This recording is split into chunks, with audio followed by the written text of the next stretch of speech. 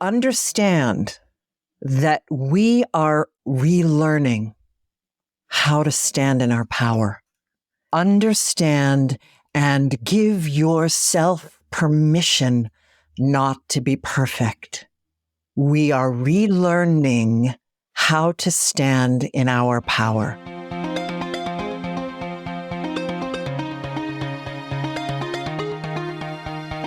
Hey everyone, it's Amy Lynn Durham, and you're listening to Create Magic at Work. Create Magic at Work is on a mission to equip senior leaders with tools they need to be a true quantum leader and actually understand what that means. Improve employee engagement, retain top talent, and transform your workplace culture to have less drama and stress. So let's start making magic.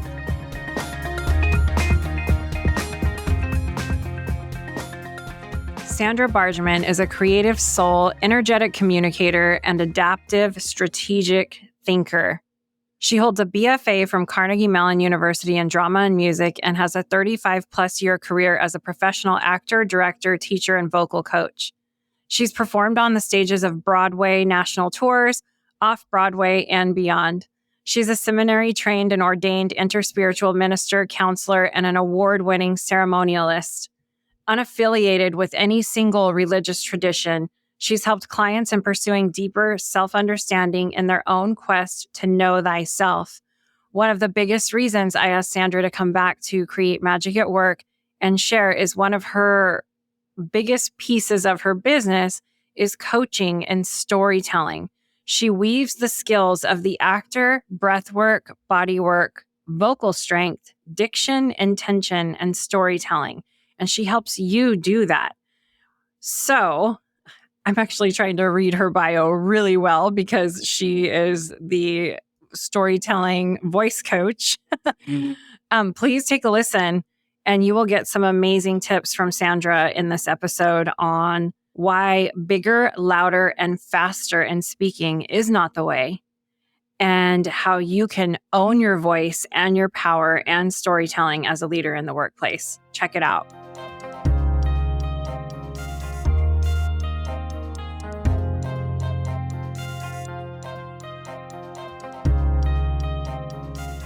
Hey everyone, welcome back to Create Magic at Work. Today I am welcoming back Sandra Bargman. She has become a dear friend of mine. We have been collaborating on some really meaningful conversations lately. And today we're going to try not to talk about the angry woman, but we probably will a little bit. I'm just kidding. Can't get away from it. Yeah. So if you recall, and if you missed it, please go back and take a listen. Sandra and I did an episode on Create Magic at Work a few weeks ago on embracing anger and the reluctant leader within.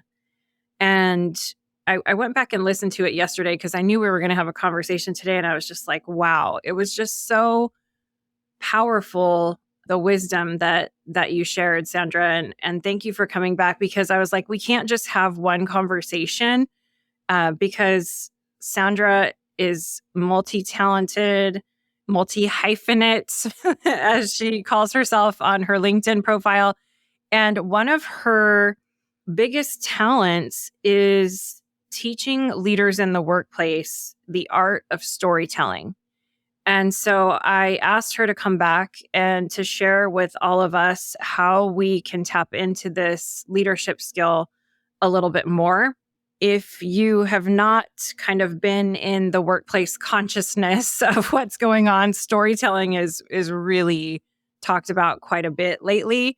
In fact, Forbes just came out recently with an article that said storytelling is a must-have leadership skill for the 21st century. And one of my favorite, I would call mentors, is Dr. Angelis Arian. I'm going to quote her here. In many shamanic societies, if you come to a shaman or medicine person complaining of being disheartened, dispirited, or depressed, they would ask you one of four questions. When did you stop dancing? When did you stop singing?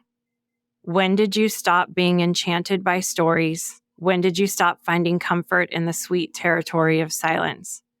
Where we have stopped dancing, singing, being enchanted by stories, or finding comfort in silence is where we have experienced the loss of soul. Dancing, singing, storytelling, and silence are the 4 universal healing salves. And so today, we are going to bring you a way to tap into one of these 4 universal healing salves of storytelling. So I ask you listening, when did you stop being enchanted by stories? And when did you stop being enchanted by your own story? And that's what this is. This is tapping into, how do I share my story with others in a way that brings human connection and that helps lead all of us towards a future of doing work for the greater good. So Sandra, welcome back to Create Magic at Work. Oh, thank you, Amy. Thank you. It is so great to be back. And hello to all of your listeners. Yeah, thank you for coming back. Okay, so let's start off with why 20... I'm going to hit the deep question right away. I just started laughing at myself. Do it. Dive in. I can't. No small talk for us. I know. I'm like, and why? So, okay. So why is, this is a question I would love to hear your answer on. Why is 21st century leadership no longer about titles, degrees, and hours worked? Oh, good Lord. There's a big fat question. Oh, my God. I think that as we evolve, first and foremost, I think the structure of hierarchy has been breaking down. I think people are understanding that ruling over and managing over people is no longer, it's very patriarchal and it's breaking down, and people are plugging into that. And so if everyone's voice needs to be heard, and as we are trying to navigate that in a somewhat messy but always evolving way, navigate having everyone bringing their voice to the table, that will inevitably bring their story to the table. You cannot have everyone at the table without having everyone's story as a part of that. And if we are to learn and to grow and to allow this structure of hierarchy to crumble and a new sense of empowerment for everyone moving forward, then we have to include the storytelling. And I might add, you said in the intro that we're just tapping into storytelling, not song and dance and silence, but I do think we're also tapping into silence. I mean, you can't tap into storytelling with also tapping into silence. Getting comfortable with that. They do go absolutely hand in hand. It's just really interesting to me that we're even talking about this, because if I look back on my corporate career, nobody was like, hey, you need to get better at storytelling when I was trying to hit my numbers and lead my, I had a little over 400 employees at like the peak. But now I'm like, wow, in the past few years, I'm seeing this a lot. And in my executive coach training, I mean, they put us through a rigorous storytelling training, and it included acting and breath work and voice work. So tell us a little bit about why that's important. Why is it important to weave creativity and acting skills into this as a leader in the workplace? It's like, I'm just trying to hit my numbers. Right. Well, I think first and foremost, I think people get overwhelmed with the idea of storytelling.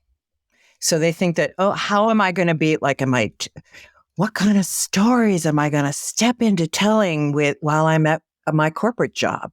And so it becomes this enormous task, and this like, am I turning into an actor? And am I over what do I have to create to share? And it's take that away and understand that storytelling is as simple as sharing an anecdote from your childhood.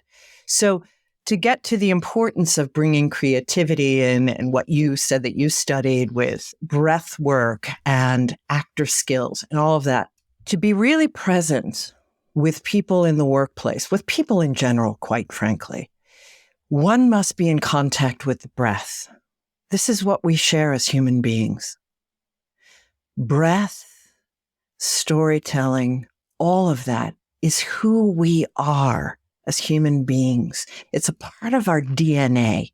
It is as woven into us as walking, as relationships, as communication. When people are saying to weave creativity into it, it is not, oh, I have to learn how to do this. No, I have to set down the things that have stood in the way, these shoulds that have stood in the way for me to connect my breath with your breath, as we to understand that we are in communication together, that you and I can be in breath together, that you and I can story tell with each other, can grow our vocal skills so that the sharing of our voice is not damped down. I mean, I will say that women don't have the same vocal skill that men do because they have been socialized to tamp it down. They have been socialized to shallow breathe. And so they are not in connection to their breath, which is their center of power. I mean, the first thing you do in life is breathe. The last thing you do on earth is breathe. So to be in connection, deep connection with that breath that supports all of the vocal technique and all of the vocal elements of your voice and your trachea and your muscles, everything begins there. And so if that is not full and supported, how do you share your truth in a more compelling way, in a more grounded and supported way? So good. I flashed back to a couple of weeks ago when I was traveling to do a presentation at an unconference. That's what they called it. And I talked to you a little bit, and I really wanted to like step it up with my presentation with storytelling. And you told me, hey, the biggest thing that you need is permission. And I was like, okay, yeah, I'm just going to do this. Like, what do I have to lose? Right. And I planned on starting off with a poem and then immediately, like, just cold opening poem, right? Like, these people were like, what is this? What is she doing? I mean, we left, I think I was after a finance meeting or just a presentation or something. And then I rolled into a story. And I was nervous and I didn't have the poem memorized and I was holding it in my hand and I could tell my hand was shaking. And then I started getting in my head because I was like, oh gosh, they're going to see my hand shaking and then they're going to know I'm nervous. And I feel like I ruined the whole opening that I wanted to do. So I'm curious what your tips or techniques are for that and I've also heard like the other part of me is like with our voices. And I feel like you're spot on with this like shallow breathing and like really getting into our voice because I could feel like I didn't have like the full power of my voice like I feel like I have today on the mic with you. And I needed a mic there. And oftentimes when I'm presenting and speaking, when I'm mic'd up, like one time I spoke in front of a bunch of people, I think it was in Las Vegas, and I was with a colleague of mine and they gave him no mic and they gave me a mic because we had to balance each other. So I totally feel you in like, how can we as women tap into our voice more? And I've also really want to encourage everyone listening, like if you have something to say, whether your voice shakes or whether you say it shaky, like say it. It's still important, right? I feel like we silence ourselves because we feel like we're not perfect or we feel like our voice is going to shake or we feel like my hand is going to shake or my chest is going to get red. Thoughts on that? Tips for that? I know that was a mouthful, but yeah. Well, no. It's not. It's fantastic. And again, well, you said it. You cannot step out of this without stepping through that fear. If I'm directing anyone that's nervous, whether it's a client or another actor, or anyone, fear is exactly excitement. It's the exact same emotion. Fear, stage fright. I shouldn't say fear. I should say stage fright. In that you understand, your body understands intuitively the importance of this. And so there is that sense of nervousness, but it's also, it lives in the brain in the same place that excitement lives. So if you can recalibrate, when your hands start to shake and you start to you can reconnect to the breath and flood your brain with that calming instinct. The breath will bring you back to that. And you'll reconnect to the excitement, the importance of what it is you know that you are sharing. That's one thing. The second thing is, you talked about you needed to be mic'd and he didn't. You can grow if you are learning how to breathe properly and to speak from your diaphragm, your deep breath, and that supports the entire system. You can learn how to project.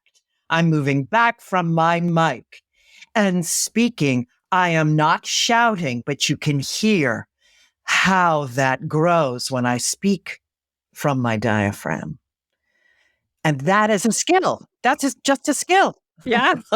Every leader should have this training. Every leader, Every human, but every leader, yes, should have this training. Even in a meeting when you're trying to get your thoughts across and have yourself heard, those types of things. So you have this framework that you designed called the Big Approach. So if anybody listening is like, gosh, and myself included, I'm like, I want to learn more of this. Tell us like maybe a little bit about the Big Approach and what you do with a client. Well, the Big Approach, I just love the title. It's very cheeky. It's very cheeky. The Big Approach is because I'm a larger than life character. So that first and foremost, I'm going with that. She's a big personality. And I also, it's a nod to the way that I think people, I don't think they're really there anymore, but every now and then I think people, they think of speaker training or vocal training or communication training or storytelling training or presence training, whatever. They think of it in terms of this sort of old-fashioned, bigger, louder, faster. That if I'm those things, then I will be more charismatic and I will be more paid attention to and I will keep people's attention and I will score the things in which I'm hoping to score. When in fact, that's not the case. What my work is to connect you to the truest and realest portion of who you are. So B stands for breath. I stands for intention. And, so many people are disconnected from their intention. And intention gets you breath and intention get you into your body. That's another thing. That's another great focus of this work is the embodiment of this work. So many people speak from their head. They do everything from their head. We're taught that, rational, logical thinking and intellect is the way from the brain is our way of our best way of communicating, when in fact the body holds great wisdom. So it's the body and the heart and the mind in tandem.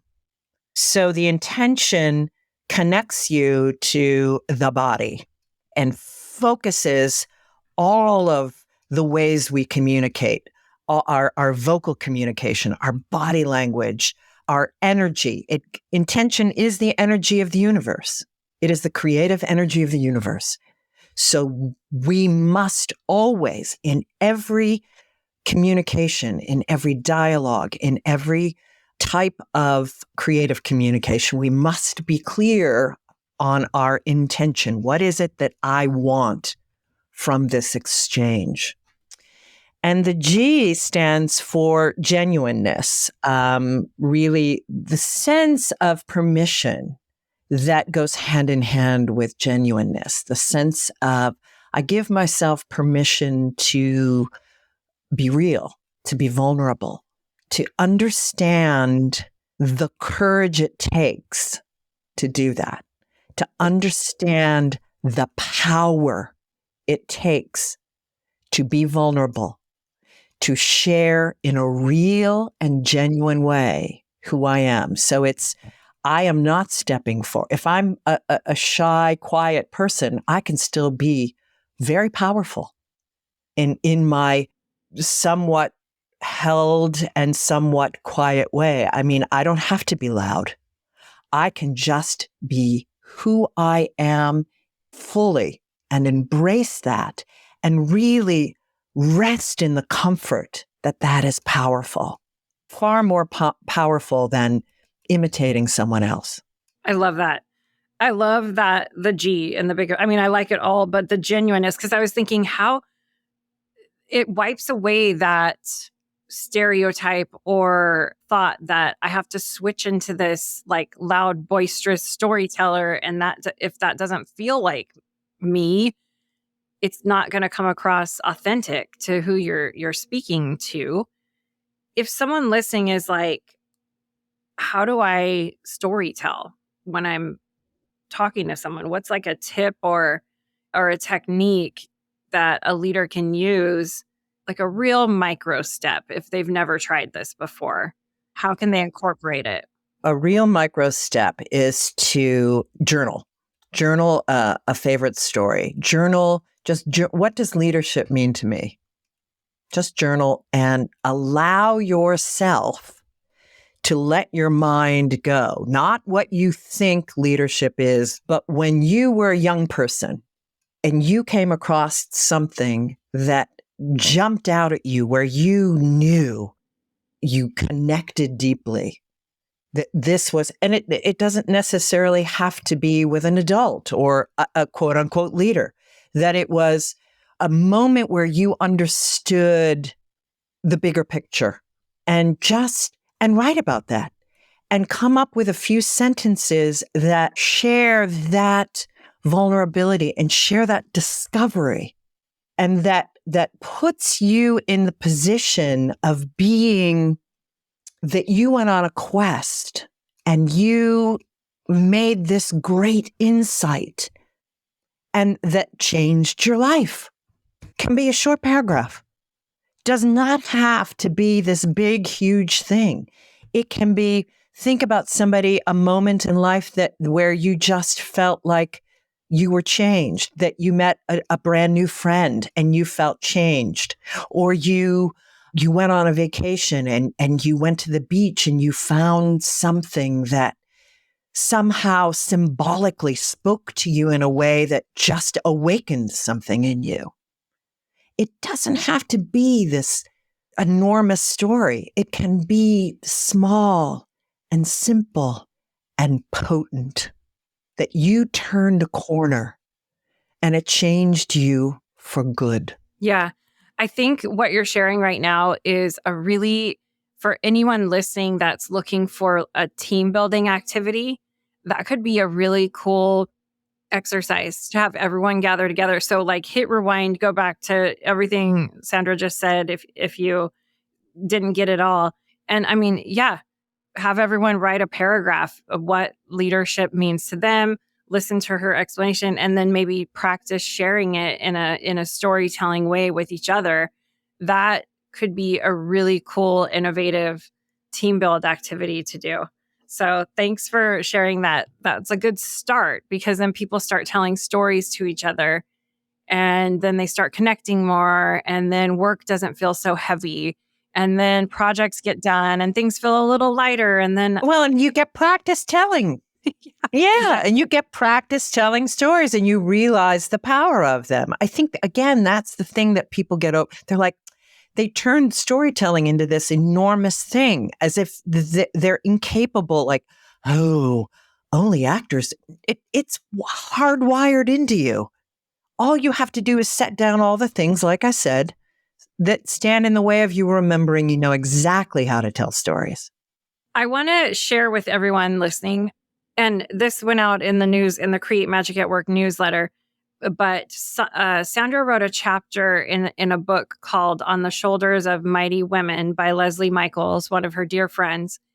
And if you want to listen to the power of what it sounds like to really tap into your voice, listen to her read that chapter on her podcast, The Edge of Every Day. We'll drop the link in the show notes. And that's a 2-part episode. Anyone listening, I really highly encourage you to listen to the reading after she reads. It's a first half of a chapter and then the other half, part 1 and part 2. We have a deep discussion where we dive into anger and the reluctant leader within. And it is something not to miss. It's a very deep conversation, but I think it really helps speak to those of us that might be holding on to or, having some anger in the situations we encounter in the workplace. And a lot of it has to do with feeling like we don't have a voice. And I think that's a beautiful tie-in because it complements everything so beautifully. Like, a lot of our anger comes from us feeling like we don't have a voice. Well, if we work with a voice coach, a storytelling coach like Sandra, we can actually transform and transmute some of that anger because we're learning how to be in our breath where it's not shallow anymore. We're learning to also, what came up for me in this conversation, not take ourselves so seriously. And it's so like it's so multifaceted like you are, right? We're learning not to take ourselves so seriously. And we're also learning not to give a crap as much about what other people think about us.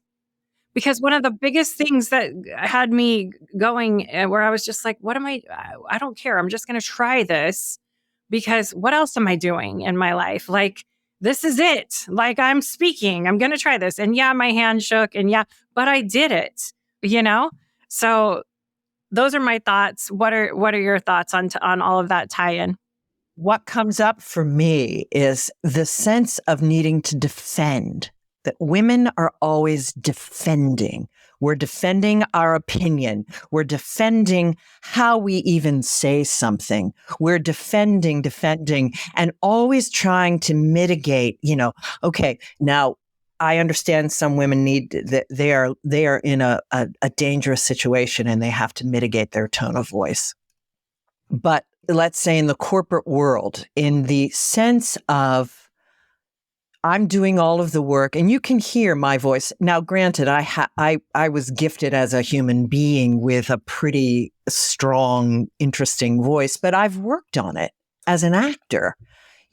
Everyone can work on and grow and deepen and expand and work on things within their voice that will help them to feel more grounded in their vocal technique, more grounded in their personal power and in their truth, their vocal truth.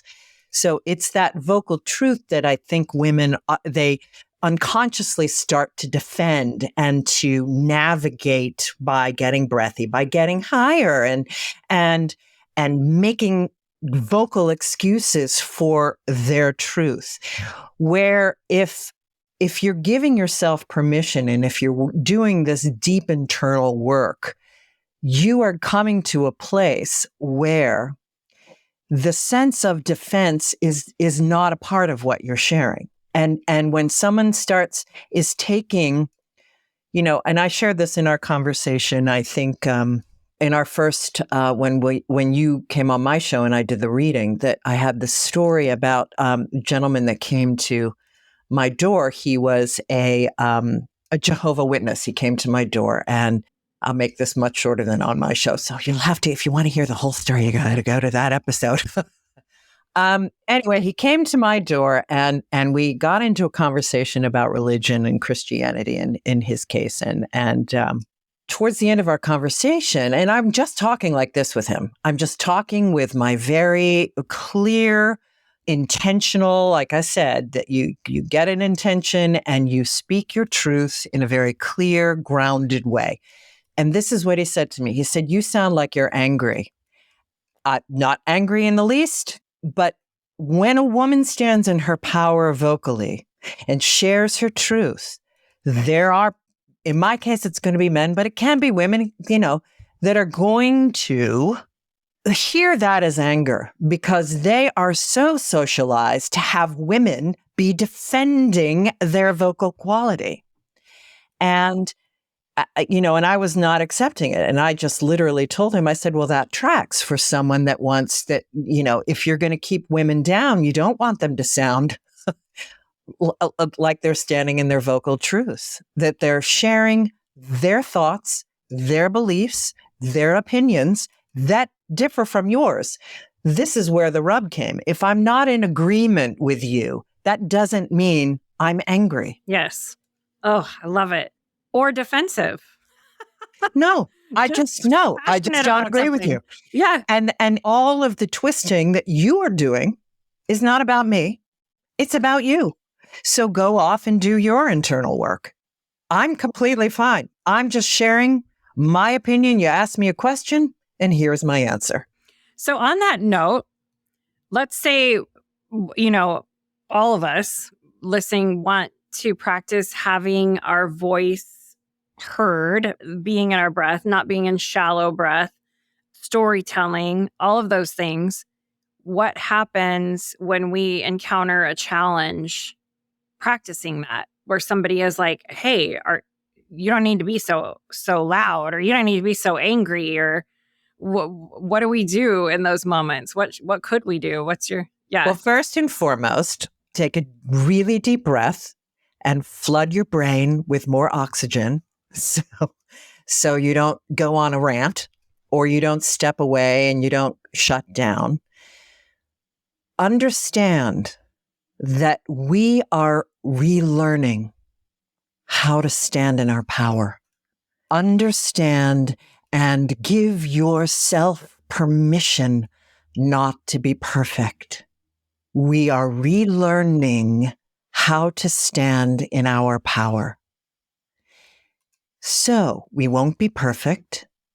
We will get pushback. Expect pushback. Don't be shocked by it. Don't expect complete and utter celebration of the fact that you are now standing in your power. Woohoo, let's have a party.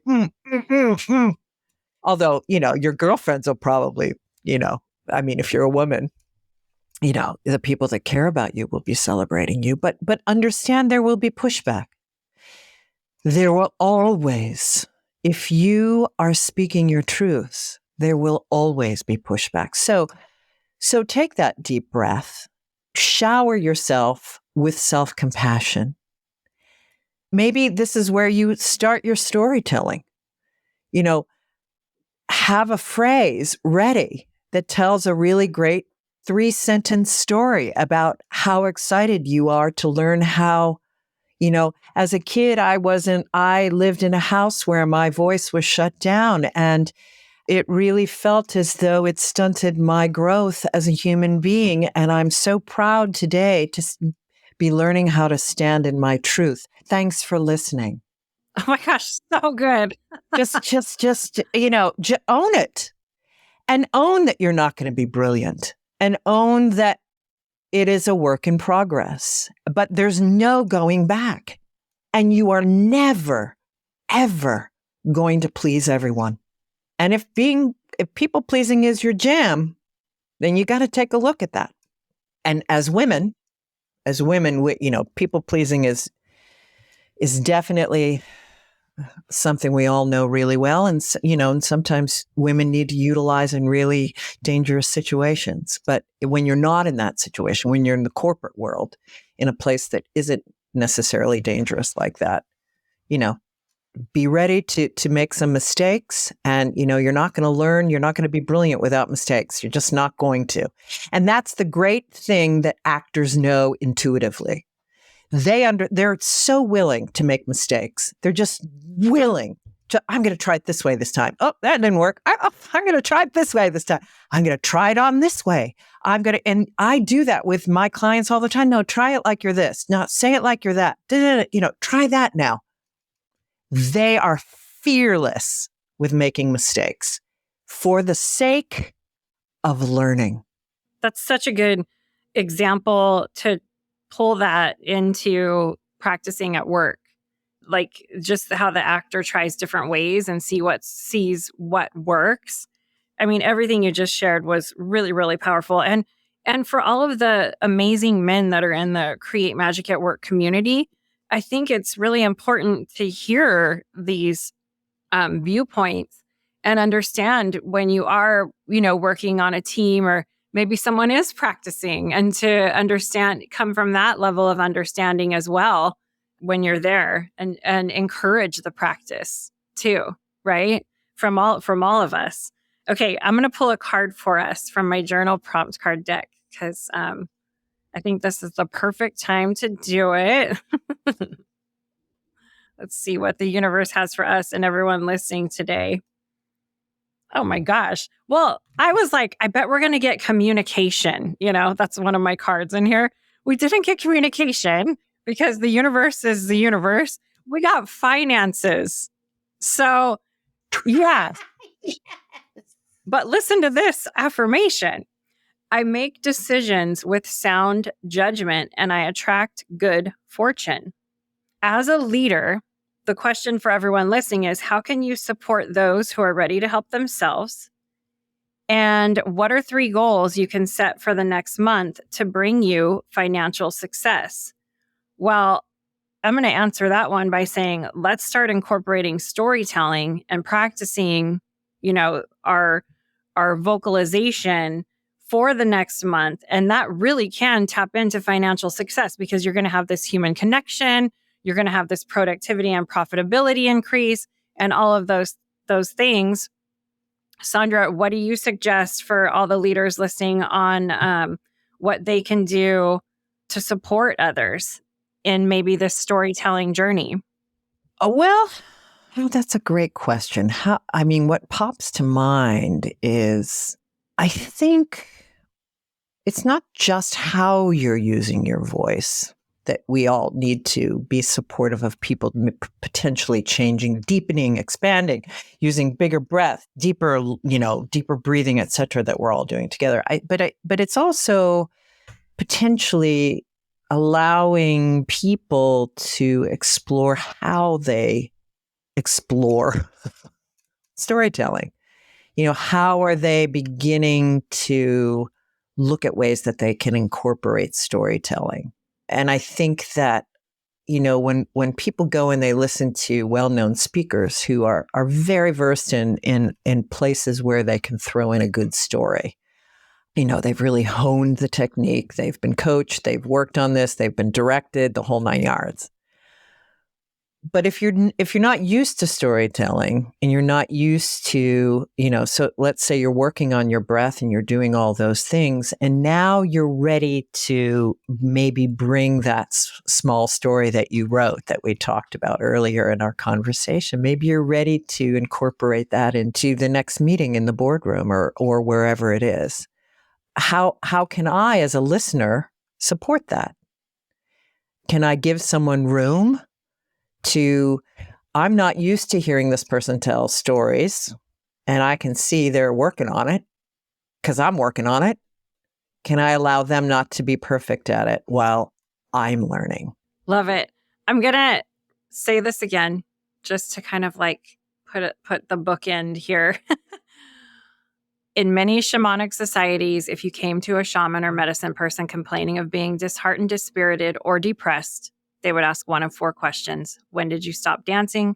When did you stop singing? When did you stop being enchanted by stories? And when did you stop finding comfort in the sweet territory of silence? Where we have stopped dancing, singing, enchanted by stories or finding comfort in silence is where we have experienced the loss of soul. And tapping back into these things, dancing, singing, storytelling, and silence, are the 4 universal healing salves. So, Sandra, if someone wants to tap into this healing salve of storytelling, how can they work with you? How can they reach out to you to have their own private storytelling coach where they just kill it in the workplace going forward in a good way? Well, we can. I work in my studio, the Plum, and I've also worked in my apartment in Manhattan. The Plum is in the Catskill Mountains. I go to offices all the time. But for those of you so if you were to hire me and brought me to your office for to work with you and say some of your staff, that could work. But if you wanted to just get started personally, we could do that via Zoom very easily. You can go to my website, sandrabargman.com, SandraBargman.com, and go to the contact page, reach out to me. I'm across all of the social platforms, so I'm pretty ubiquitous. It's wherever. You're not going to have a hard time finding me. You can reach out through any of those as well, LinkedIn, Instagram, and we can set up just a chat and to get started out of the gate via Zoom. And if you are in the New York area, that could potentially happen in person. Awesome. Yeah, I just want to say, email Sandra. She's very personable. She really helped me in preparing for my speaking gig a few weeks ago. So if you want a few sessions with her via Zoom to just really tap back into your voice, check out the show notes. And don't forget to listen to the Anger and the Reluctant Leader chapter also that we'll have in the show notes. So Sandra, thank you so much for sharing all this wisdom around why storytelling is important for leaders in the workplace. And thank you for being one of the few returning guests in that honored category on Create Magic at Work. So thank you for sending some magic to everyone today. Oh, Amy, thank you for sending magic to me, my friend. This has been awesome as always. Thank you so much for having me back. I want to thank each and every one of you for coming back every week to listen to a new episode of Create Magic at Work and really helping to support and advocate for healthy leaders, workplaces, and lives for all of us. If you want any information on how to connect with me, click on the link in the show notes. You'll get access to all of the social media links for Create Magic at Work. Stay following along for more amazing episodes where we help you improve productivity and profitability in the workplace and decrease stress. Sending magic to everyone, and see you next time.